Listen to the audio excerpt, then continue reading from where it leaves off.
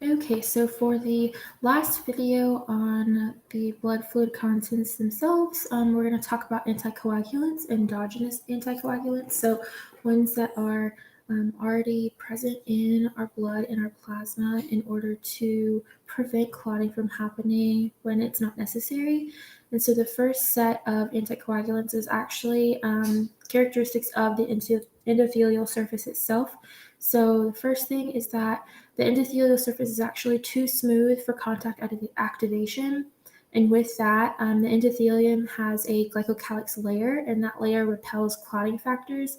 So if you remember from the previous video on platelets, platelets have a glycoprotein layer, and then the endothelium has a glycocalyx layer, and so the two kind of slide off of each other. Another factor that's important to note is that the endothelium actually has a protein within it called thrombomodulin, and so this can bind to thrombin and keep it out of free circulation. So you can see in the image on the left, I've crossed out where that affects the pathway of coagulation, and so without thrombin, you wouldn't get fibrin monomer formation. Thrombomodulin also activates protein C, which inactivates factor 5 and factor 8. And if you remember from the previous video on coagulation, you would know that factor 5 is one of the three things that is involved in both of the pathways to forming prothrombin activators. So without it, you wouldn't get that activation of prothrombin into thrombin. And then the last important part of the endothelial surface itself is that the endothelial surface is the site of production for vasodilators. And so with vasodilation, that inhibits platelet aggregation because it allows the platelets to flow more freely. And so two examples are prostacyclin and also nitric oxide. So the second set of anticoagulants all go together. So you have fibrin, antithrombin 3, and heparin. So as clots form, most of the thrombin actually absorbs into the fibrin monomers that they help to form. And the reason for this is that it actually helps to prevent clot spreading, but sometimes there is still excess thrombin that's free floating and trying to find more and more fibrinogen to activate. And so antithrombin 3 will bind to heparin, and the duo actually inactivates leftover free floating thrombin. And this will occur within 20 minutes.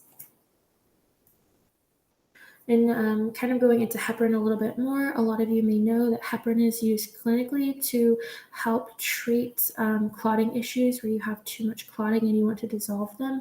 And so heparin is also endogenous to our body. So heparin is produced by mast cells that are located in pericapillary connective tissue. And there's a lot of this connective tissue that surrounds the lungs and the liver. So you have a lot of these mast cells secreting heparin. And this really helps because there are a lot of small embolisms that form near the lungs and the liver and the slowly moving venous blood. And so having the heparin being constantly secreted by these mast cells helps prevent from these small embolisms forming. And then we're going to go into plasmin, which is also called a fibrinolysin. And so as you can see from the name, plasmin will digest fibrin as well as some other procoagulants. And this is used to lyse existing blood clots clinically, and then also endogenously, it clears small unnecessary clots that surround an injury, so it helps to localize your clots. And you get plasmin from activating something called plasminogen. Plasminogen is actually a protein that gets trapped within the clots, and it gets activated by something called tissue plasminogen factor, or TPA.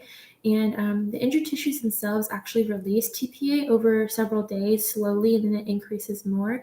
And this just helps to digest any unnecessary clots and make sure that it stays localized. So this is all I have for you for the anticoagulants, and this concludes the set of videos on the blood fluid contents themselves. Make sure to go over this before we go into our jigsaws because we're going to talk about some pathologies that help to bring all of this information together. Good luck studying.